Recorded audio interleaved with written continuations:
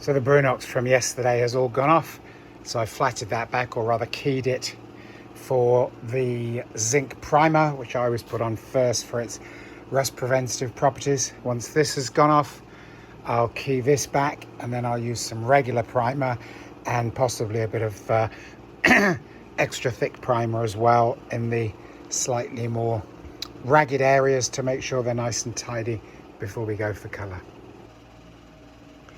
The zinc primer has dried up now, and one of the big advantages of it is that it helps to identify areas that can do with a little bit more finessing. So here, for instance, there's a line of weld that I've already ground, but I can see with the primer on it that there's still a slight raised up amount of weld residue here, so I can grind that a little bit more before another quick spray with zinc primer and then some good filler primer afterwards.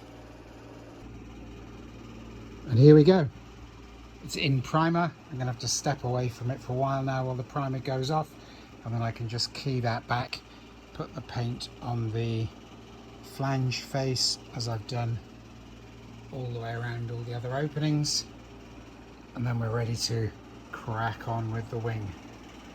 Got some notes on what to do just so I don't forget.